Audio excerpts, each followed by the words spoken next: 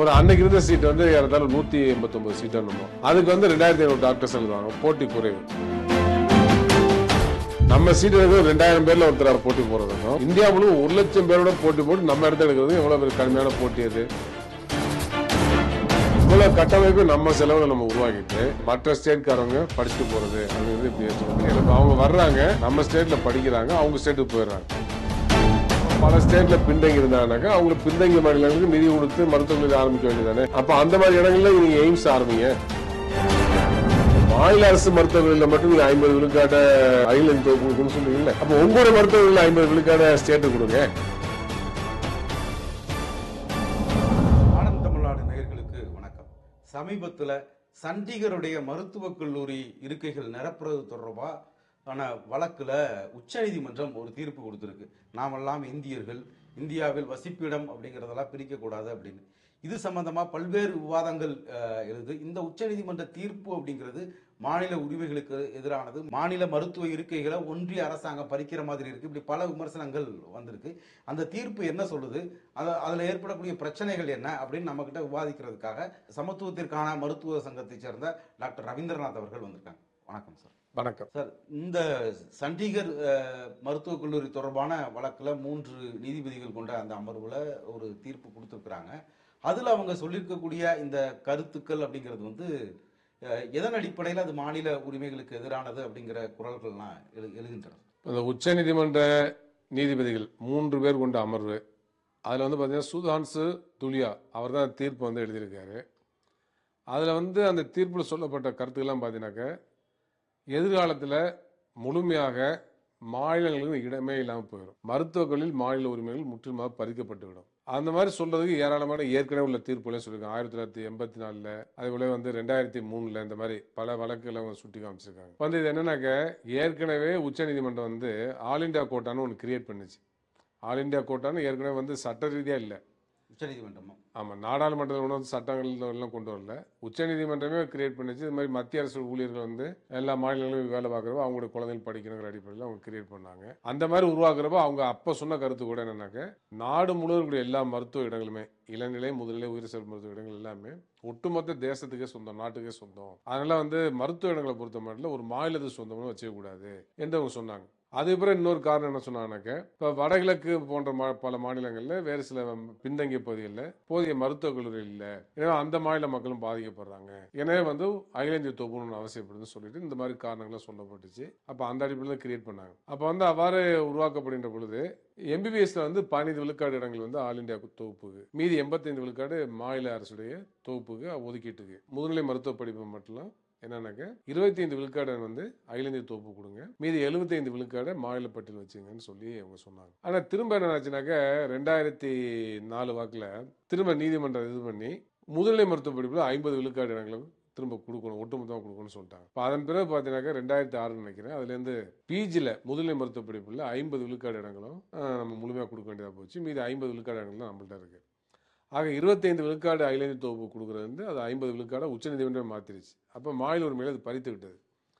அது பிறகு பார்த்தீங்கன்னா 2016 நீதிமன்றம் உச்சநீதிமன்றம் தலையிட்டு உயர் சிறப்பு மருத்துவ படிப்புகள், டிஎம், எம்சிஹெச் போன்ற உயர் சிறப்பு மருத்துவ படிப்புகள், அது ஏற்கனவே 100 விழுக்காடு இடங்களும் தமிழ்நாடு அரசு தான் இருந்துச்சு.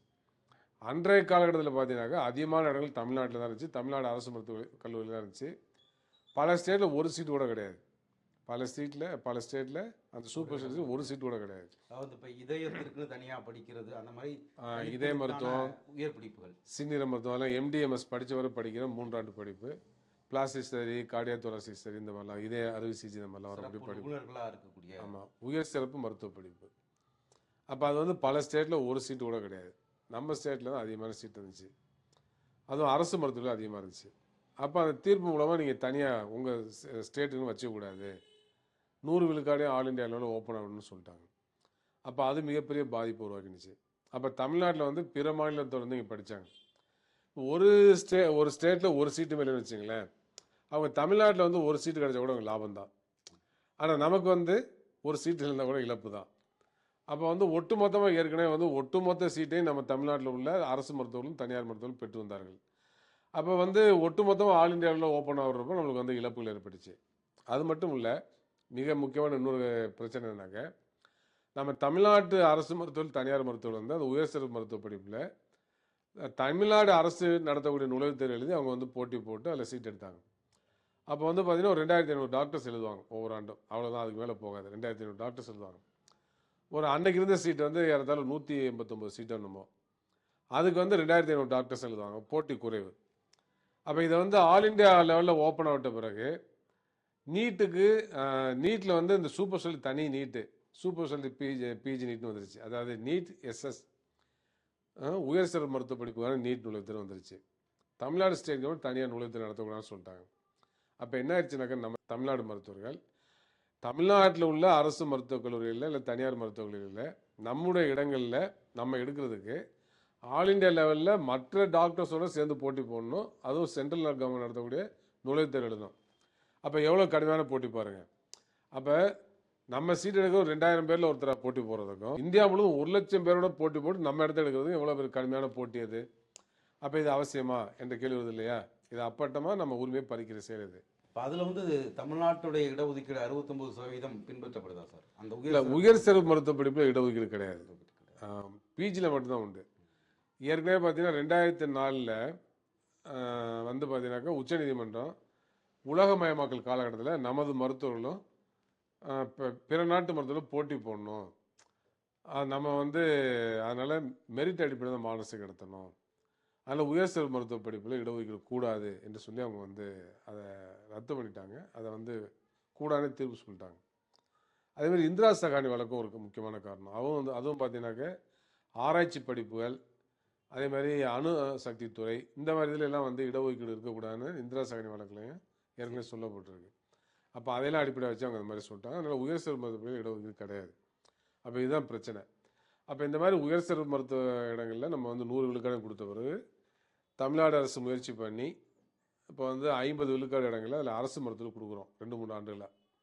அப்போ இது வந்து ஓரளவு உரிமையை பாதுகாத்திருக்கு. ஆனால் இப்போ கொடுத்த தீர்ப்பில் உச்சநீதிமன்றத்துடைய அடிப்படையில் நடைமுறைப்படுத்தணுங்கிற ஒரு நிலை வருதுன்னு வச்சுங்களேன். என்ன வரும்னாக்க, நமக்கு வந்து முதுநிலை மருத்துவ படிப்புலையும் உயர் சிறப்பு மருத்துவ படிப்புலையும் 100 விழுக்காடு இடங்களும் கைவிட்டு போயிடும். அப்போ ஒரு இடத்தை உருவாக்குறது ஏராளமான ரூபாய் செலவு பண்ணும். ஒரு கார்டியாலஜி இதே மருத்துவருக்கான ஒரு பிஜி சீட்டை உருவாக்கணும்னாக்க அது டிபார்ட்மெண்ட், தனி டிபார்ட்மெண்ட் உருவாக்கணும். அது இத்தனை பேராசிரியர் வேணும்னு இருக்கு, உதவி பேராசிரியர் வேணும்னு இருக்கு, இவ்வளோ நோயாளி வரணும்னு இருக்கு, இவ்வளோ கட்டமைப்பு வேணும்னு இருக்கு. அதுக்கப்புறம் வந்து ஏற்கனவே மெடிக்கல் கவுன்சில் இருந்தப்போ அதுக்கு டெபாசிட் பண்ணோம், இப்போனா என்எம்சி டெபாசிட் பண்ணோம். இவ்வளோ செலவுகள் அதில் அடங்கியிருக்கு கட்டமைப்பை உருவாக்குறதுக்கு. இவ்வளோ கட்டமைப்பை நம்ம செலவில் நம்ம உருவாக்கிட்டு அதில் வந்து மற்ற ஸ்டேட்காரவங்க படிச்சுட்டு போகிறது அப்படிங்கிறது இப்படி ஏற்றுக்க முடியும்? அப்போ வந்து இது மிகப்பெரிய இழப்பு. அவங்க வர்றாங்க, நம்ம ஸ்டேட்டில் படிக்கிறாங்க, அவங்க ஸ்டேட்டுக்கு போயிடுறாங்க. இப்போ அதனால் வந்து நம்ம ஸ்டேட்டில் உள்ள மக்களும் பயனுள்ளதாக இல்லை. அப்போ நம்ம ஸ்டேட் டாக்டர்ஸ் தனியார் டாக்டரோ இல்லை வந்து அரசு டாக்டரோ படித்தா அவங்க இங்கே தான் சேவை பண்ணுவாங்க. ஒன்று தமிழ்நாட்டில் உள்ள தனியார் மருத்துவர்கள் வேலை செய்வாங்க, இல்லை தமிழ்நாட்டில் உள்ள அரசு மருத்துவர்கள் வேலை செய்வாங்க. அப்போ ஒட்டுமொத்தமாக தமிழ்நாட்டு மக்களுக்கு தான் அந்த சேவை கிடைக்கும். ஆனால் இப்போ வந்து 3 வருஷம் படிச்சுட்டு அவங்க உடனடியாக வந்து அவங்க ஸ்டேட்டுக்கு போயிடுறாங்க. அப்போ இது மிகப்பெரிய பாதிப்பு. அதேமாதிரி மக்களுக்கு ஒரு மிகப்பெரிய சிக்கல் என்னன்னாக்க, இப்போ வேறு ஸ்டேட்காரவங்க வந்து இங்கே உயர் சிறப்பு மருத்துவ படிப்போ இல்லை பிஜிஓ படிக்கிறப்ப அவங்களுக்கு வந்து மொழி புரிய மாட்டேங்குது. இப்போ வந்து பார்த்தீங்கன்னா சில படிப்பில் வந்து நம்ம ஸ்டேட் ஸ்டூடெண்ட்ஸ் வந்து பிஜி எடுக்கிறது குறைஞ்சி போச்சு உயர் சிறப்பு மருத்துவ படிப்பு இல்லை. அப்போ வந்து வேறு ஸ்டேட்காரவங்க வந்து அதிகமாக எடுக்கிறாங்க. ஒரு 10 சீட்டு தான் 8 சீட்டாக கூட அவங்க எடுத்துடுறாங்க. அந்த மாதிரிலாம் அதெல்லாம் 2-3 ஆண்டுகளுக்கு முன்னால் அந்த மாதிரி நடந்துச்சு. இப்போ அரசு மருத்துவத்தில் 50 விழுக்காடு இடஒதுக்கீடு வந்தப்போ அது இப்போ சரியாக இருக்குது. ஆனால் அரசு மருத்துவத்தில் இடஒதுக்கீடு இல்லாமல் 50% 100% நம்ம வந்து ஆல் இண்டியா அடிப்படையில் ஓப்பனாக விட்டப்போ பல இடங்களில் வேறு ஸ்டேட்காரங்க தான் அதிகமாக படித்தாங்க. நம்ம ஸ்டேட்டில் 2 பேர் 3 பேர் தான் படித்தாங்க. அப்போ அந்த மாதிரி இருக்கிறப்ப என்ன ஆகுனாக்க, சாதாரண கிராமப்புற மக்கள் வந்து எப்படி கம்யூனிகேட் பண்ணுவாங்க? வேற மாநிலத்தை சேர்ந்த ஒருத்தர் திருநெல்வேலி மருத்துவக் கல்லூரிக்கு வர்றாருன்னா அங்கே சுற்றி இருக்கக்கூடிய மக்கள் வந்தாங்கன்னா அவங்களுடைய குறைகளை சொல்லக்கூட முடியாது, சொல்லவே முடியாது. அவங்களுக்கு வந்து என்ன பிரச்சனைன்னு சொல்ல முடியாது. ஏதாச்சும் அவசரத்தை சொல்ல கூட சொல்ல முடியாது. அப்போ டாக்டர்ஸும் நோயுடைய இயல்பு தன்மைகள், அவங்களுக்குள்ள தொந்தரவுகள், அதே மாதிரி நோயுடைய வரலாறு, நோயாளியுடைய ஹிஸ்ட்ரி, இதெல்லாம் எடுக்கிறதுல கஷ்டங்கள் இருக்கும். அதே போலவே நோயாளியும் தன்னுடைய தொந்தரவு வந்து அவங்கள்ட்ட சொல்றது சிரமமாக இருக்கும், சிகிச்சை வழங்குறது சிரமங்கள் இருக்கும். அப்போ இது ஏன் இவ்வளோ சிக்கல்? அப்போ ஒவ்வொரு இந்தியா வந்து மொழிவாரி மாநிலங்களாக பிரிக்கப்பட்ட பிறகு எல்லா மாநிலங்கள்லையுமே போதிய அளவுக்கு மருத்துவக் கல்லூரி ஆரம்பிச்சது இந்த மாதிரி பிரச்சனை இல்லை. அப்போ பல ஸ்டேட்டில் பின்தங்கி இருந்தாங்கனாக்கா அவங்களுக்கு பின்தங்கிய மாநிலங்களுக்கு நிதி கொடுத்து மருத்துவக் கல்லூரி ஆரம்பிக்க வேண்டியதானே. அப்போ அந்த மாதிரி இடங்களில் நீங்கள் எய்ம்ஸ் ஆரம்பிங்க, நிறைய எய்ம்ஸ் ஆரம்பிங்க. அதில் வந்து நீங்கள் 65 விழுக்காடு இடங்களை அந்த ஸ்டேட்டுக்கு கொடுங்க. அது என்ன தவறு இருக்குது? எய்ம்ஸில் நீங்கள் வந்து அந்த ஸ்டேட்டுக்கு 65% கொடுத்துருங்க, மீதி 30% ஆல் இண்டியாவில் வச்சுங்க. அப்போ அந்த ஸ்டேட் மாணவர்கள் பயனடைவாங்கல்ல, அந்த ஸ்டேட் மக்களும் பயனடைவாங்கல்ல. அப்போ அதெல்லாம் செய்யலாம்ல. ஒன்றிய அரசு அது மாதிரி ஏராளமான மருத்துவக் கல்லூரியில் எல்லா மாநிலங்களும் ஆரம்பித்து விட்டு அந்தந்த மாநிலங்களுக்கு ஒரு இடஒதுக்கீடு கொடுக்கலாம்.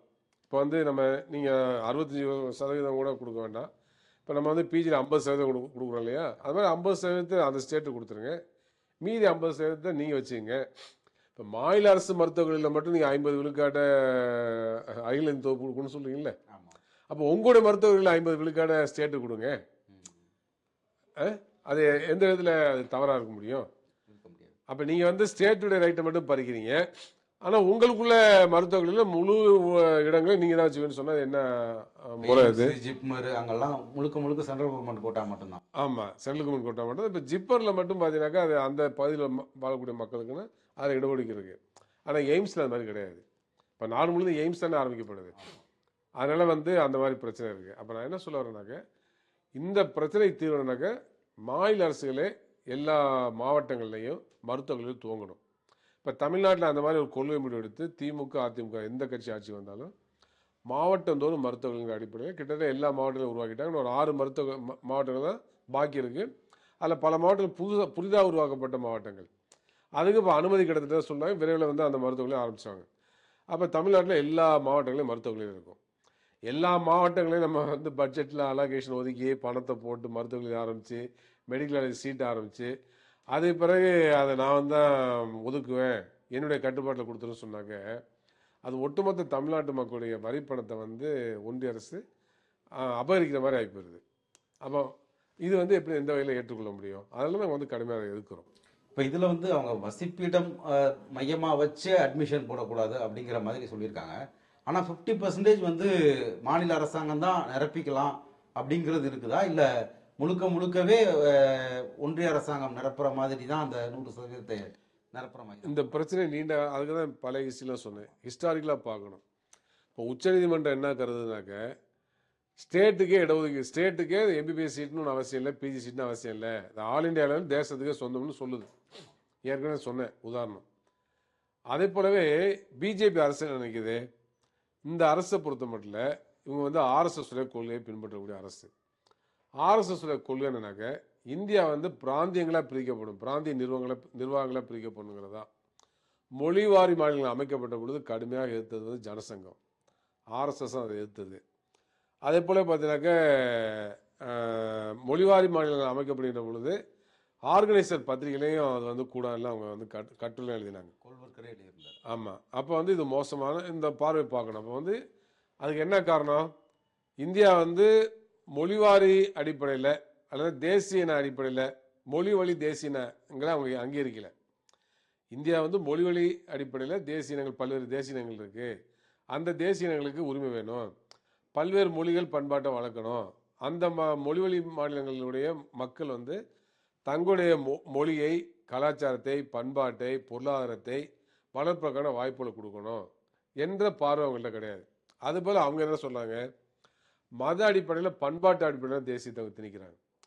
இந்தியா என்பது இந்து தேசம், இந்தியா வந்து இந்து ராஷ்டிரமாக மாற்றப்பட வேண்டும், எனவே ஒரே தேசம், ஒரே மதம், ஒரே மொழின்னு சொல்கிறாங்க.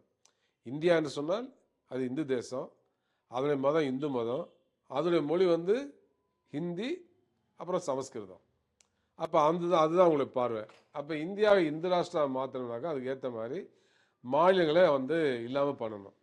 இந்த மாநிலங்களே இல்லாமல் பண்ணுறதுக்கான முயற்சி தான் ஆளுநரை வைத்துக்கொண்டு எல்லா மாநிலங்களையும் வந்து அவர் தான் முதன்மைங்கிற படுத்துகிற மாதிரி பண்ணுறாங்க. மாநில அரசில் வந்து இன்னைக்கு நிர்வாகத்தை சீர்குலைக்கிறாங்க, மாநில அரசில் டம்மி மாதிரி மாற்றுறாங்க.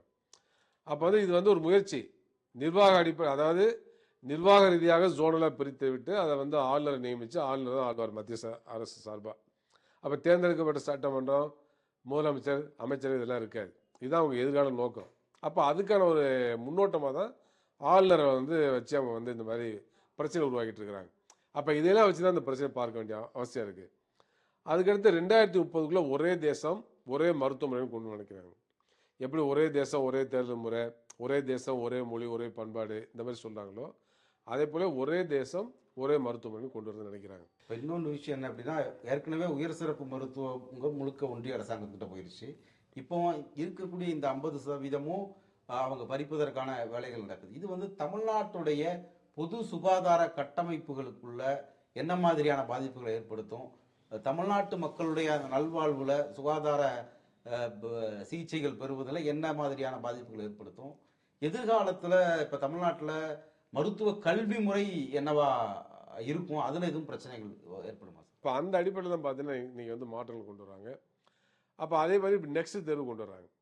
எம்பிபிஎஸ் படித்து முடிச்ச உடனே இறுதி ஆண்டு படிப்பில் நெக்ஸ்ட் தேர்வு கொண்டு வராங்க. அப்புறம் வந்து பயிற்சி மருத்துவம் முடிச்ச உடனே நெக்ஸ்ட் தேர்வுடைய 2வது கட்டம் எழுதணும்னு சொல்கிறாங்க. முதற்கட்ட தேர்வை தான் நாங்கள் வந்து பிஜிக்கான என்ட்ரன்ஸ் எக்ஸாம் வச்சுக்க போகிறோம்னு சொல்கிறாங்க. அப்போ வந்து இதில் என்ன வருதுனாக்க மாநில அரசுடைய பல்கலைக்கழக உரிமையில பறிக்கிறாங்க. ஏன்னா மாநில அரசு தான் தேர்வு நடத்துது, மருத்துவ மாணவர்கள் தேர்வுகளை first year, second year, third year, அதே மாதிரி இறுதி ஆண்டு மருத்துவம் எல்லாத்தையும் தேர்வு நடத்தி அதில் வந்து அவங்க தகுதி பெற்றாங்கனாக்க அவங்கள வந்து மருத்துவராக ப்ராக்டிஸ் பண்ணலான்னு அங்கீகாரம் கொடுக்குது.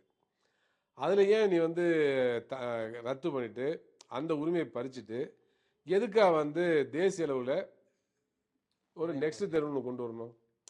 அப்போ அதிலே அவங்க கை வச்சுட்டாங்க. அப்போ இந்த மாதிரி ஒட்டு மொத்தமாக வந்து மாநிலங்களுடைய உரிமைகளை மருத்துவக் கல்வியில் பதிக்கக்கூடிய ஒரு மோசமான நடவடிக்கையை ஒன்றிய அரசு எடுக்குது. அதுக்கு உச்சநீதிமன்றம் துணை நிற்கிறதுன்னு பார்க்க வேண்டிய அவசியம் இருக்குது. 2 பேரும் ஒற்றுமையாக இருக்காங்க. ஒருவருடைய செயல்பாட்டு மற்றொரு துணையாக நிற்கிறாங்க. உச்சநீதிமன்றம் ஆல் இண்டியா கோட்டான்னு உருவாக்கினுச்சு. நீங்கள் அது கூடாதுன்னு சொல்லி சட்டம் போட்டுருக்கணும் இல்லையா? அப்போ இந்தியாவுடைய அரசு வந்து அதை ஆதரிச்சு நின்றுச்சுன்னு பார்க்க வேண்டிய அவசியம் இருக்குது. அப்போ இன்றைக்கு வந்து உச்சநீதிமன்றம் எடுக்கக்கூடிய நடவடிக்கை இந்த அரசு மௌனம் காக்குது. அப்போ உச்சநீதிமன்றம் துணை போகுதுன்னு அர்த்தம். அப்போ பரஸ்பரம் 2 பேருமே என்ன பண்ணுறாங்கனாக்கா மாநிலங்களுடைய உரிமையில் பதிக்கிறாங்க. அந்த மாதிரி மாநில உரிமை பதிவு 2 பேரும் துணை நிற்கிறாங்கிறத பார்க்க வேண்டிய அவசியம் இருக்குது. சார், இப்போ நீங்கள் மாநில உரிமைகளை கல்வி நிலையங்கள் மருத்துவம் ரெண்டிலுமே அவங்க பறிக்கிறாங்க. யூஜிசியுடைய சமீபத்திய அறிக்கை நம்ம பார்த்தோம். அதுவும் பெரிய அளவில் இதே மாதிரி விவாதமாக மாறிச்சு. இப்போ உச்சநீதிமன்றம், தேசிய மருத்துவ ஆணையம், இப்படி இந்த பாராளுமன்றத்துக்கு வெளியில் இருக்கக்கூடிய இந்த இன்ஸ்டிடியூஷன்ஸ் வந்து தொடர்ச்சியாக இதே மாதிரி இயங்குறத நீங்கள் குறிப்பிட்டு சொல்கிறீங்க. 1984, 86ல் ஒன்றிய கோட்டா கொண்டு வந்ததாக இருக்கட்டும், இப்போ வரைக்கும் அவங்க கொண்டு வரதா இருக்கட்டும். இப்போ தமிழ்நாட்டுக்கு இதில் 1200 மருத்துவ இடங்களுக்கு மேலே பறிபோகும் அப்படின்லாம் கூட சொல்கிறாங்க. தொடர்ச்சியாக நீதிமன்றங்கள் வழியாக இப்போ இந்த வழக்கே பார்த்தீங்க அப்படின்னா அது சண்டிகரும் ஹரியானா, பஞ்சாப் அவங்க போட்ட வழக்கு. ஆனால் ஒட்டுமொத்தமாக இந்தியாவுக்கே அப்படிங்கிற மாதிரி அவங்க தீர்ப்புகளை உச்சநீதிமன்றம் கொடுக்குது. இது வந்து உரிமைகள் பறிக்கக்கூடிய மாநிலங்கள் வந்து உச்சநீதிமன்றத்துக்கு செல்றதே ஒரு அங்கே போனால் நமக்கு இருக்கக்கூடிய உரிமையும் பறி போயிருமோ அப்படிங்கிற மாதிரியான கருத்துக்களை உருவாக்குமா சார்? உச்சநீதிமன்றம் வந்து எப்பொழுதுமே இந்த போன்ற பிரச்சனை இல்லை நமக்கு சாதகமாக இருக்குமா அப்படி ஒரு சந்தேகம் இருக்குது. ஏன்னா உச்சநீதிமன்றத்தில் இடஒதுக்கீடு கிடையாது. உச்சநீதிமன்ற நீதிபதிகள் எல்லாமே பார்த்தீங்கன்னா முன்னறிவிப்பு சார்ந்தவங்க தான் இருக்காங்க. அப்போ அவங்க வந்து என்னன்னாக்கா அவங்களுடைய நலன் அடிப்படையில் தீர்ப்பு வழங்கக்கூடிய போக்கெல்லாம் கடந்த காலத்தில் இருந்துட்டு பார்க்க வேண்டிய அவசியம் இருக்குது. சமூக நீதியை பற்றி அவங்களுக்கு கவலையே படல.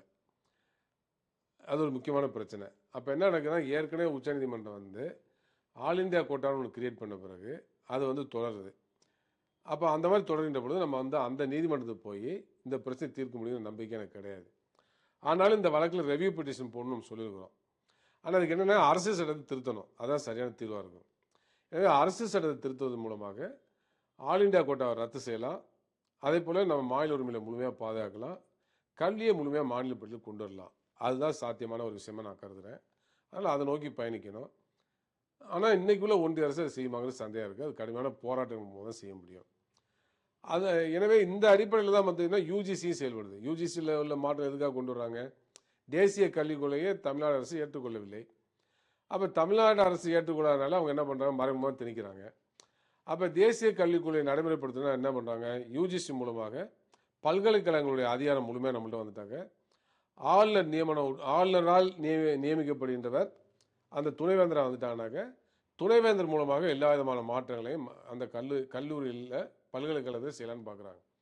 அப்போ மாநில அரசுகளுக்கும் மாநில அரசுடைய பல்கலைக்கழகங்களுக்கும் எந்த விதமான தொடர்புமே இல்லாமல் போயிடும். அப்போ அதே சூழ்ச்சியை தான் மருத்துவக் கல்லூரியில் பண்ணுறாங்க. மருத்துவ பல்கலைக்கழகத்துக்கும் மருத்துவ தேர்வுகளுக்கும் சம்மந்தமே இல்லாமல் பண்ணிட்டாங்க இல்லையா? இப்போ பண்ண போகிறாங்க. அப்போ இதெல்லாம் நீங்கள் இணைச்சி தான் பார்க்கணும், ஏதோ தனித்தனியாக பார்க்கக்கூடாது. நீட் வழியா அவங்களே நடத்திடுவாங்க. அவங்க படிச்சு முடிச்ச பிறகு நெக்ஸ்ட்னு அவங்க படிச்சதுக்கான சான்றிதழ் அவங்களே கொடுத்துருவாங்க. அப்புறம் இங்க ஒரு பல்கலைக்கழகம் எதுக்கு இயங்குது இழுத்து மூடிடு அப்படிங்கிறது தான். அப்போ ரொம்ப தெளிவாக அவங்க இருக்கிறாங்க. அதாவது ஒரு நாட்டில் வந்து ஒரு ஆளு வர்க்கம்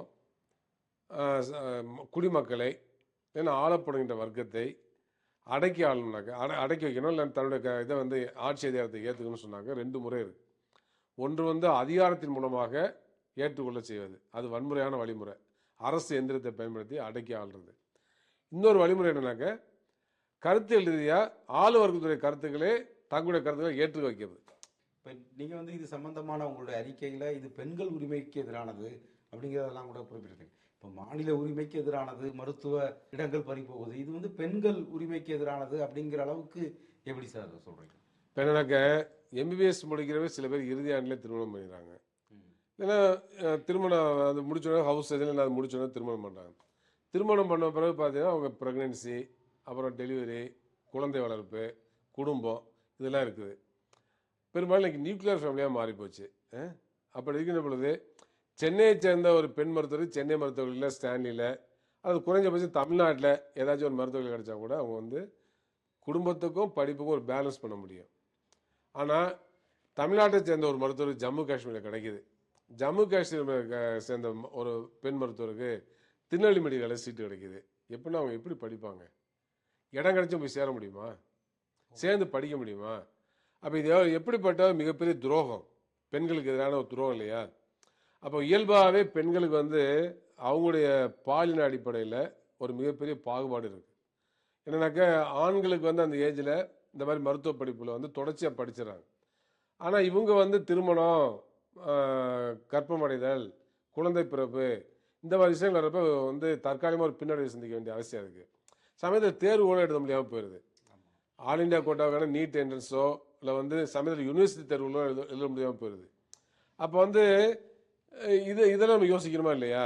அப்போ அந்த அடிப்படையில் தான் பார்க்குறப்ப மாநில இடங்கள் இருந்துச்சுனாக்க, மாநில தொகுப்பு இருந்துச்சுனாக்க, எல்லா இடங்களும் அந்தந்த மாநிலங்கள் இருந்துச்சுனாக்க அந்தந்த மாநிலங்களை சேர்ந்த பெண் மருத்துவம் அந்த மாநிலத்தில் தங்கள் இருப்பிட அருகிலேயே மருத்துவர்களை படிப்பாங்க. உயர்சிறப்பு மருத்துவப்படி படிப்பாங்க, முதுநிலை மருத்துவப்படி படிப்பாங்க. அது பெண்களுடைய உரிமைகளுக்கு சாதகமாக இருக்கும். ஆனால் இது வந்து பெண்களுடைய உரிமையை முற்றிலுமே பறிச்சிடும். அப்போ இது வந்து ஏற்படுவதில்லை. அதனால பெண்களுடைய உரிமைகளுக்கும் இது எதிராக இருக்குன்னு குற்றச்சாட்டு நாங்கள் வைக்கிறோம். இப்போ எம்டி படிப்புகள் 50% இருக்கிறதும் ஒன்றிய அரசாங்கத்தோட கட்டுப்பாடுக்கு போகுது. உயர் சிறப்பு மருத்துவமும் அப்படி போகுது அப்படின்னா, இப்போ தமிழ்நாட்டில் நம்ம நிறைய மருத்துவக் கல்லூரிகள் வச்சுருக்கோம், இன்னும் இருக்கிறதுலையும் திறக்க போகிறோம்.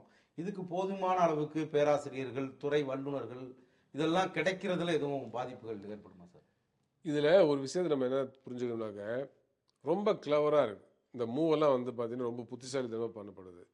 எதிர்ப்பு அதிகமாக வரக்கூடாதுங்கிறதுனால சாதுரியமாக பண்ணுறாங்க. இப்போ வந்து அதில் என்ன தீர்ப்பில் சொல்லியிருக்காங்கன்னா, மாநில கோட்டா உள்ள, அதாவது மாநில கோட்டான்னு ஒன்று இருக்கலாம், மாநில கோட்டா உள்ளர வாழ்விட அடிப்படையிலோ அல்லது வசிப்பிட அடிப்படையிலோ நம்ம வந்து இடஒதுக்கீடு கூடாது என்பது தான். அப்போ வந்து டொமிசிலரி அப்படின்னு சொல்கிறப்ப அது ரீஜன் வைஸாக இருக்கலாம், ஸ்டேட் வைஸாக இருக்கலாம். அப்போ அது கூடாங்கிறாங்க. நம்மளாம் இந்திய குடிமக்கள், இந்தியா முழுவதும் எங்கே வேணாலும் வாழலாம், இந்தியா முழுவதும் எங்கே வேணாலும் தொழில் செய்யலாம், இந்தியா முழுவதும் எங்கே வேணாலும் வேலை செய்யலாம், இந்தியா முழுவதும் எங்கே வேணாலும் படிக்கலாம். அதுக்கு அரசு சட்டம் 14வது பிரிவு உரிமை கொடுத்துருக்கு. அவ்வாறு இருக்கின்ற பொழுது நீங்கள் வந்து நான் இந்த பகுதியைச் சேர்ந்து இந்த பகுதியைச் சேர்ந்த குடிமகன், இங்கே தான் என்னுடைய வாழ்விடம் இதுதான் நீண்ட காலமாக, அந்த அடிப்படையில் இடஒதுக்கீடு கூடாது. வசிப்பிடம் ஒரு 5 வருஷமாக இங்கே வசிக்கிறேன் அப்படின்னு அடிப்படையில் கூடாது. அப்படின்னா என்ன ஆயிடுது, உங்களுக்கு ஸ்டேட் கோட்டா இருக்கலாம், ஆனால் அந்த ஸ்டேட் கோட்டா உள்ளர நீங்கள் வந்து வாழ்விடம் இல்லைன்னா வசிப்பிட அடிப்படையில் இடஒதுக்கீடு செய்து கொள்வது என்பது இந்தியாவுடைய அரசு சட்டத்தை முரணானது அப்படின்னு சொல்லிட்டா நம்ம என்ன நினைப்போம், மேம்போக்க நினைப்போம், ஓ ஸ்டேட் கோட்டா அவங்க ஒன்றும் செய்யலை, ஸ்டேட் கோட்டா அப்படியே தான் நாங்கள் இருக்கு, இவர் ஏங்க தப்பாக சொல்கிறாரு அப்படின்னு நினைக்க தோணும். ஸ்டேட் கோட்டானா 50% ஸ்டேட்டுடைய உரிமை இல்லையா, அதில் நீங்கள் தலையிடுற. நான் வந்து வேற ஸ்டேட்டுக்கு கூட நான் வந்து இறக்கப்பட்ட நான் ஒரு முடிவு எடுத்து கொடுக்கலாம், இல்லை இலங்கை தமிழர்கள் கொடுக்கலாம், இலங்கை தமிழர் அகதியாக இருக்காங்கல்ல அவங்களுக்கு கொடுக்கலாம்ல. அவங்க இலங்கை தமிழர் தான், இந்திய தமிழர் கிடையாது. ஆனால் நான் நினச்சா அவங்களுக்கு கொடுக்கலாம் இல்லையா? அப்படி அதை நீங்கள் பறிக்கிற. ஏற்கனவே இந்த மாதிரிலாம் இருந்துச்சு. அப்போ இந்த மாதிரி பல பிரச்சனை உருவாக்கும். அதே மாதிரி தனியார் மருத்துவக் கல்லூரியில் பார்த்தீங்கன்னாக்கா அவங்க வந்து அந்த தனியார் மருத்துவக் கல்லூரி மட்டும் இல்லை, பொறியியல் கல்லூரியில் பல்கலைக்கழகங்கள் கூட அந்த பகுதிக்குன்னு இடஒதுக்கீடு இருக்குது. அதாவது தமிழ்நாட்டிலும் இடஒதுக்கீடு வச்சுருக்காங்க, அதே மாதிரி அந்த பகுதிகளில் இடஒதுக்கீடுலாம் கொடுக்குறாங்க. அதனால் டீம்டு யூனிவர்சிட்டியாக இருந்தாலும் கூட, அதாவது நான் சொல்கிறது மருத்துவம் சாராததில் சொல்கிறேன், அந்த பகுதியை சேர்ந்தவங்களுக்கு ஒரு இடங்கள் போகுது. அதெல்லாம் ரத்த அடிச்சு வச்சுங்களேன். அப்போ என்ன ஆகும்? பொறியியல் படிப்பில் எல்லாமே ஆல் இண்டியாவில் ஓப்பன் ஆகிடுச்சு வச்சுங்க, இதை ஃபாலோ பண்ணி அதிலே வந்துச்சு வச்சுங்களேன், என்ன ஆகும்? அப்போ தஞ்சாவூரில் ஒரு பல்கலைக்கழகம் இருக்கும், தனியார் பல்கலைக்கழகம் ஏற்கனவே ஒன்று இருக்குது. ஆனால் இங்கே தஞ்சாவூர்காரங்க இடம் கிடைக்காது. இப்போ தஞ்சாவூர்காரங்களும் இங்கே இடம் கிடைக்கிது, அது இருக்காது. அப்போ இது வந்து தமிழ்நாட்டு மக்களுக்கு செய்கிற துரோகமா இல்லையா? அப்போ தமிழ்நாட்டுடைய மண்ணில் தான் அந்த பல்கலைக்கழகம் இருக்குது. தமிழ்நாட்டில் வந்து இந்த வழங்கக்கூடிய நீர், சாலை வசதி, எல்லா விதமாக மின்சாரம், எல்லா கட்டமைப்பும் பயன்படுத்துறது. தனியார் மருத்துவர்களாக இருந்தாலும் சரி, தனியார் நிகழ்நிலை மருத்துவ பல்கலைக்கழகங்களாக இருந்தாலும் சரி, அல்லது பொறியியல் படிப்பில் இருக்கக்கூடிய இல்லை இதர படிப்பில் இருக்கக்கூடிய பல்கலைக்கழகம் இருந்தாலும் சரி, எல்லாருமே தமிழ்நாட்டில் உள்ள தமிழ்நாட்டு கட்டமைப்பு பயன்படுத்துகிறாங்கல்ல. அப்படி தமிழ்நாட்டு மக்களுக்கு இடங்கள் வேண்டாமா? அப்போ இது என்ன முறை இது? அதனால தான் நம்ம வந்து கேள்வி எழுப்புகிறோம். அப்போ வந்து ரொம்ப சாதுரியமாக தமிழ்நாடு ஸ்டேட்டுக்கான கோட்டா வச்சுருக்குறோம். நாங்கள் கோட்டா வேண்டாம்னு சொல்ல, தமிழ்நாடு ஸ்டேட்டு வச்சுக்கோ, ஆனால் அதில் வந்து வசிப்பிடம் வாழ்விட அடிப்படையில் இடஒதுக்கீடு கொடுக்காது அப்படின்னு சொன்னாங்க. அது வந்து எல்லாத்தையும் பறித்து விட்டு அந்த கோட்டா மட்டும் இருக்குது, நீ ஓப்பனாக விட்டுரு, நீயே வந்து கவுன்சிலிங் நடத்திக்க. அவங்க சொல்கிற வாதம் அதான், மேம்போக்க இதெல்லாம் நான் சொல்கிறது, அவங்க கருத்தை நீங்கள் புரிஞ்சுக்கணும். அப்படி ஸ்டேட் கோட்டான்னு வச்சுக்கோ, நீயே நீட் அடிப்படையில் கவுன்சிலிங் வச்சுக்கோ, ஆனால் அப்ளை பண்ணுறது யார் வேணாலும் அப்ளை பண்ணலாம், இந்தியா முழுவதும் உள்ளவங்க அப்ளை பண்ணலாம் அப்படின்னு சொல்லிட்டா என்ன ஆச்சு? அது ஏற்கனவே 50% கொடுத்துட்டோம்ல, மீதி 50% யார் வேணாலும் வரலான்னாக்கா அது என்ன அர்த்தம்? வீட்டை திறந்து விட்டுரு, நீ உன் வீட்டுக்குன்னு வச்சுக்காத, வீட்டை திறந்து விட்டு பாடுன்னு சொன்னாங்க. இப்போ இதில் வந்து இந்த 50% அப்படிங்கிறது தமிழ்நாட்டுடைய இடஒதுக்கீடு பின்பற்றக்கூடியது, மாநில அரசாங்கத்துடைய 50% கோட்டா அப்படிங்கிறது. இப்போ ஒவ்வொரு மாநிலத்துக்கும் அவங்கவுங்க மாநிலத்துக்கான ரிசர்வேஷன் பர்சன்டேஜ் வேற, ஒவ்வொரு ரிசர்வேஷனுக்குள்ள வரக்கூடிய பிரிவு சமூகங்கள் ஒவ்வொரு மாநிலத்திலையும் வேற வேற பட்டியலில் இருப்பாங்க. இப்போ நம்ம ஊரில் எம்பிசின்னு இருக்கிற மாதிரி பீகாரில் இபிசின்னு நினைக்கிறேன், இபிசின்னு இருக்காங்க. இப்போ இந்த பிரச்சனைகள்லாம் இருக்குது. அப்போ பீகாரில் இருக்கக்கூடிய ஒரு இபிசி தமிழ்நாடு கோட்டாக்கு அப்ளை பண்ணுறப்ப இந்த மாதிரியான பிரச்சனைகள் வரும்ல சார்? நிச்சயமாக வரும். அதனால தான் இது சமூக நீதிக்கு எதிரானது, இடஒதுக்கீடு எதிரானது சொல்கிறோம். அப்போ வந்து இங்கே வந்து பார்த்தீங்கன்னாக்க நம்ம வந்து பிசி முஸ்லீமுக்கு இடஒதுக்கீடு வச்சுருக்கோம். எல்லா ஸ்டேட்லையும் அது இருக்கா? இல்லை. அப்போ அது பறிப்போகிறது இல்லை. நம்ம எஸ்சியில் எஸ்சி அருந்ததிக்கு இடஒதுக்கீடு வச்சுருக்கோம், அது நல்ல உள்ஒதுக்கீடு. இப்போ அதன் மூலமாக தான் நீண்ட காலமாக புறக்கணிக்கப்பட்ட அருந்ததி சமூக மக்கள் வந்து இப்போ உயர்வெளியிலையும் வர்றாங்க, வேலைவாய்ப்புலையும் வர்றாங்க. அப்போ அது பறிப்போயிருமா இல்லையா? அப்போ தமிழ்நாட்டில் வந்து நீங்கள் சொன்ன மாதிரி சமூக காம்போசிஷனே பார்க்குறப்ப இதில் பிற்படுத்தப்பட்ட மக்கள் தான் அதிகம், முன்னேறிப்புகள் குறைவு தான். அப்போ அந்த அடிப்படையில் தமிழ்நாட்டில் 69 விழுக்காடு இடஒதுக்கீடு இருக்குது. அப்போ அந்த 69 விழுக்காடு இடஒதுக்கீடு பறிபோயில்ல. அப்போ சமூக நீதி இடஒதுக்கீடு எதிரானதா இல்லையா? அப்போ இந்த மாதிரியான பிரச்சனைலாம் வரக்கூடாதுங்கிறதுக்காக நம்ம வந்து சொல்கிறோம். அப்புறம் வந்து என்ன வரும், ஒன்றிய அரசே நாளைக்கு நானே ஏற்கனவே அவர் சொல்லியிருக்கிறாங்க, நான் அதே சொல்ல மறந்துட்டேன், என்னன்னாக்க ஆமாம், சென்ற ஆண்டு வந்து ஒரு சுற்றறிக்கை அனுப்பிச்சாங்க, நாங்களே ஸ்டேட் கோட்டாவுக்கும் ஃபில்அப் பண்ணுறோம், நாங்களே கவுன்சில் நடத்துகிறோம், நீங்கள் வந்து ஒரு நோடல் ஆஃபீஸரை மட்டும் அனுப்புங்க, இடஒதுக்கீடு பற்றி தெரிந்த நல்ல நோடல் ஆஃபீஸர் அனுப்புங்க, நாங்களே அனுப்புகிறோம், நாங்களே சீட்டெல்லாம் நிரப்புறோம்னு சொன்னாங்க. இதுவே ஒரு மோசமான விஷயம். அப்படி இருக்கிறப்ப நாளைக்கே ஒரு ஜிஓவை போட்டு விட்டு, இல்லை பார்லிமெண்ட் சட்டத்தை கொண்டு வந்து என்எம்சி ஆக்டில் திருத்தத்தை செஞ்சு நாடு முழுவதும் உள்ள அனைத்து மருத்துவர்களுக்கும் சென்ட்ரல் கவர்மெண்ட்டே கவுன்சில் நடத்தின ஒரு சட்டத்தை கொண்டு வந்து வச்சிங்களேன், என்ன ஆகும்? அப்போ இடஒதுக்கீடும் போயிடும். சென்ட்ரல் கவர்மெண்ட் இடஒதுக்கீடு என்னவோ அதுதான் நடைமுறைப்படுத்தப்படும். அப்போ அந்த நுட்பமான இடஒதுக்கீடுலாம் வந்து அவங்க ஃபாலோ பண்ண முடியாது.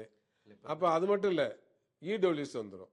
இப்போ தமிழ்நாட்டில் இடபிள்யூஎஸ் கிடையாதுல்ல, அதாவது முன்னேறிய உள்ள பொருளாதார ரீதியாக பின்தங்கிய 10 விழுக்காடு இடஒதுக்கீடு, அது வந்து தமிழ்நாட்டில் நடைமுறைப்படுத்தப்படவில்லை.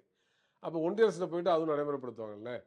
அப்போ தமிழ்நாட்டில் முன்னேறிப்பு 3% தான், 3% முன்னேறி 10 விழுக்காடு இடஒதுக்கீடா? அந்த கேள்வி வருமா இல்லையா? அப்போ எந்த அளவுக்கு சமூக நீதிக்கு எதிரானது அது? அப்போ இதெல்லாம் பார்க்க வேண்டிய அவசியம் இருக்கு. இப்போ இது வந்து எங்கள் இடஒதுக்கீட்டில் நடைமுறைப்படுத்துறதுல சிக்கல் இருக்குது அப்படிங்கிற மாதிரிலாம் நம்ம நீதிமன்றத்தை அணுகிறப்ப அப்போ இடஒதுக்கீடு எடுத்துருங்கன்னு தான் நீதிமன்றங்கள் சொல்லணும்னு நினைக்கிறேன். ஆமாம், அதெல்லாம் காரணமாக இருக்குது. இடஒதுக்கீடே பறிக்கலாங்கிற நோக்கம் அதில் இருக்குது. அதனால தான், ஏன்னா நீங்கள் இன்னொன்று பார்க்கணும், ஆல் இண்டியா கோட்டா உருவாக்கின பிறகு ஆல் இண்டியா கோட்டாவில் எஸ்சி கூட இடஒதுக்கீடு இல்லாமல் இருந்துச்சு, ஓபிசி இடஒதுக்கீடே கிடையாது. அப்போ அந்த ஆல் இண்டியா கோட்டாங்கிறது இடஒதுக்கீடு பறிப்பா இல்லையா? சமூக நீதிக்கு சாவுமணி அடித்ததா இல்லையா? அப்போ அதை பார்க்கணும் நம்ம. அந்த ஆல் இந்தியா கோட்டாவில் எஸ்சி எஸ்சி இடஒதுக்கீடு கொடுக்கணுங்கிறப்ப ஒன்றிய அரசு அடிப்படையில் தானே கொடுக்குறாங்க, தமிழ்நாடு அரசு அடிப்படையில் கொடுக்க மாட்டோம்ல. அதே மாதிரி ஆல் இந்தியா கோட்டாவுக்கு நம்ம இடத்த கொடுத்த பிறகு அங்கே உள்ள ஓபிசி அடிப்படையில் தானே இடஒதுக்கீடு கொடுக்குறாங்க. அதுக்கும் 27 விழுக்காடு தானே கொடுப்பாங்க. இங்கே தமிழ்நாட்டில் ஓபிசி எவ்வளோ கொடுக்குறோம், 50 விழுக்காடு கிடைக்குதா இல்லையா? அப்போ இந்த சீட்டை அங்கே கொடுத்துட்டோம் என்ன ஆகும், அதில் 27% தானே பிற்படுத்தப்பட்ட சமூகங்களுக்குலாம் போகும். முதுநிலை மருத்துவ படிப்புல அண்மை காலம் வரையும் 27% இடஒதுக்கீடு இல்லாமல் இருந்துச்சா இல்லையா? இன்னும் சொல்ல போனால் எம்பிபிஎஸ்ல 27% இடஒதுக்கீடு இல்லாமல் தானே இருந்துச்சு. இந்த ஒன்றிய அரசுக்கு உண்மையிலேயே சமூக நீதியில் அக்கறை இருக்குமே ஆனால் இருந்திருக்குமே ஆனால் என்ன செய்யணும், 2007ஆம் ஆண்டு முதலே இந்தியாவில் வந்து மத்திய உயர்கல்வி நிலையங்களில் எப்படி இடஒதுக்கீடு 27% கல்வியில் இதர பிற்படுத்தப்பட்டவர்கள் வழங்கப்பட்டதோ அதே போலவே ஆல் இந்தியா தொகுப்புலையும் இதர பிற்படுத்தப்பட்டவர் 27 விழுக்காடு இடஒதுக்கீடு கல்வியில் வழங்கியிருக்கணுமா இல்லையா? ஏன் நீங்கள் எம்பிபிஎஸ்ல வழங்கலை, ஏன் பிஜியில் வழங்கலை? அப்போ எவ்வளோ இடங்கள் வந்து ஓபிசிக்கு இழப்பு இல்லை, அப்போ எவ்வளோ பெரிய துரோகம் ஓபிசிக்கு. அப்போ இந்த மாதிரி இடஒதுக்கீட்டை பறிக்கிற செயலும் நம்ம இடங்களை மத்திய அரசு பறிக்கிற செயலில் உள்ளடங்கி இருக்குன்னு பார்க்க வேண்டிய அவசியம் இருக்கு. இப்போ தொடர்ச்சியாக நீங்கள் சொன்னதெல்லாம் தொகுத்து பார்க்குறப்ப மருத்துவ கல்வி, பொது சுகாதாரம் அப்படிங்கிறதே ஒன்றிய அரசு முழு கட்டுப்பாட்டுக்குள்ளே கொண்டு வர்றதும், இடஒதுக்கீட்டை பறிக்கிறதும், மாநில உரிமைகளை பறிக்கிறதும் அதில் தொடர் வேலைகள் பார்த்துக்கிட்டு இருக்காங்க அப்படிங்கிறத புரிஞ்சுக்க முடியுது. அது மட்டும் இல்ல, இந்துத்துவ திணிப்பு, இந்தி திணிப்பு, சமஸ்கிருத திணிப்பு, மருத்துவ படிப்புக்கு உள்ளேயும் சமஸ்கிருத திணிப்பு, இந்தி திணிப்பு, இந்துத்துவ கருத்துக்களை கொண்டு வர்றது, நவீன அறிவியல் தான் மருத்துவம் அப்படிங்கிறது வளர்ச்சி அடைஞ்சிருக்கு. அதற்கு எதிரான அதை ஒழிச்சு கட்டுவது, ஒழிச்சு கட்டிட்டு அவங்களுடைய இந்துத்துவ இதை கொண்டு வரதை பார்க்க முடியுது. இப்போ இதுக்கெல்லாம் எதுதான் சார் தீர்வு? மக்கள் நலன் சார்ந்து இந்த மருத்துவ முறைகள்லாம் மீண்டும் செயல்படணும், அதுக்கு நம்ம என்னதான் பண்றது? இப்போ வந்து இது தொடர்பாக நாங்கள் நல்ல விழிப்புணர்வு உருவாக்குறோம், ஆனால் போதிய அளவு இல்லை, மக்கள்கிட்ட ரீச் ஆக மாட்டேங்குது. இந்த கோரிக்கையில் வந்து 2023 நாங்கள் மாநாடு போட்டோம். அதில் இந்தியாவிலேயே முதல் முறையாக ஒரு முதலமைச்சர், தமிழ்நாட்டு முதலமைச்சர் தான் அதில் வந்து காணொலி மூலமாக உரையாற்றினார். ஒரு டாக்டர்ஸ் மாநாட்டில் ஒரு முதலமைச்சர் உரையாற்றியது இல்லை, ஒரு முதலமைச்சர் கருத்து சொன்னது அதுதான் சொல்லலாம். எங்களுடைய மாநாட்டில் அவர் பேசுறது வந்து பாராட்டப்பட வேண்டிய விஷயம். அதே போல் ஒரு மருத்துவருடைய மாநாட்டில் மருத்துவ சேவையில் இந்துத்துவ கருத்துக்கள் திணிக்கக்கூடாது, ஜோதிட மருத்துவத்தை கொண்டு வரக்கூடாது, மிக்சோபதியை கொண்டு வரக்கூடாது என்று சொல்லி பேசிய முதலமைச்சர் தமிழ்நாடு முதலமைச்சர் தான். அதே பிறகு மருத்துவர்களில் மாநிலங்களுடைய உரிமையில் பறிக்கக்கூடாது என்று சொல்லி அவர் பேசினார். அப்போ இது வந்து இந்த மாநாட்டுக்கு மிகப்பெரிய முத்தாய்ப்பு. அந்த செய்தி நாடு முழுவதும் தொலைக்காட்சி மூலமாகவும் ஆங்கில நாளிதழ் மூலமும் போய் சேர்ந்துன்னு பார்க்க வேண்டிய அவசியம் இருக்குது. அந்த மாநாட்டில் மரியாதைக்குரிய உதயநிதி ஸ்டாலின் அவர்கள் கலந்து கொண்டார், அவரும் நல்லா பேசினார். அப்போ இந்த மாதிரி ஒரு கடுமையான முயற்சி நாங்கள் எடுத்தோம். அதே மாதிரி மாநிலம் முழுவதும் பல்வேறு இடங்களில் நாங்கள் வந்து நவீன அறிவியல் மருத்துவத்தை பாதுகாப்போம், அதேபோல் என்எம்சி ஆக்டை வந்து கொண்டு வரக்கூடாது, இந்துத்துவ கருத்துக்களை திணிக்கக்கூடாது என்று சொல்லி நாங்கள் எல்லா மெடிக்கலையும் ஆர்ப்பாட்டம் பண்ணியிருக்கோம். அந்த என்எம்சி ஆக்ட் வரதுக்கு முன்னாடி 2018-19 காலகட்டத்தில் மிகப்பெரிய ஆர்ப்பாட்டங்கள்லாம் பண்ணியிருக்கோம். எப்போ என்எம்சின்னு ஒன்று கொண்டு வர போகிறான்னு தெரிஞ்சதோ அப்போலேருந்து நாங்கள் வந்து தொடர்ந்து அதுக்கு எதிரான இயக்கங்கள் நடத்திட்டு இருக்கிறோம். தமிழ்நாட்டில் எல்லா மெடிக்கல் ஸ்டூடெண்ட்ஸும் போராடி இருக்கிறாங்க. அப்போ இதெல்லாம் தொடர்ந்து பண்ணோம். இதை வந்து அரசியல் கட்சிகளும் கையில் எடுக்கணும், அதே மாதிரி இன்டெலெக்சுவல்ஸ் கையில் எடுக்கணும். இல்லைன்னா மிகப்பெரிய ஆபத்து. இது அறிவியல் பிரச்சனை என்பது எது தனிப்பட்ட ஒரு துறை சார்ந்த பிரச்சனை இல்லை, அது மருத்துவவியல் பிரச்சனை வந்து நவீன அறிவியல் மருத்துவம் சார்ந்த பிரச்சனை மட்டும் இல்லை, அது பொதுமக்களுடைய சுகாதார பிரச்சனை. அதே மாதிரி பெருந்தொற்றுகள் வரக்கூடிய காலகட்டத்தில் எல்லாம் மக்கள் நோய்வாய்ப்படுகின்ற பொழுது உரிய தரமான சிகிச்சை வழங்கி மக்களை பாதுகாக்கக்கூடிய பிரச்சனையாக பார்க்க வேண்டிய அவசியம் இருக்கு. உச்சநீதிமன்றத்துடைய ஒரு தீர்ப்பு மாநில உரிமைகளுக்கு எதிராக இருக்குது அப்படிங்கிறத அடிப்படையாக வச்ச இந்த உரையாடலில் நமக்கு மருத்துவ கட்டமைப்பு அப்படிங்கிறதும் மருத்துவ கல்வி முறை அப்படிங்கிறதும் முழுமையாக எப்படி இந்த பாஜக, ஆர்எஸ்எஸ் அவங்களுடைய ஆட்சி காலகட்டத்தில் மழுங்கடிக்கப்படுது, மாநில உரிமைகளுக்கு எதிரானது, மக்களுக்கு எதிரானதா, இது எந்த மாதிரிலாம் இருக்குது அப்படிங்கிறது குறித்து நமக்கு ஒரு நீண்ட உரையாடல் கொடுத்த மருத்துவருக்கு நன்றி. மிக்க நன்றி, வணக்கம்.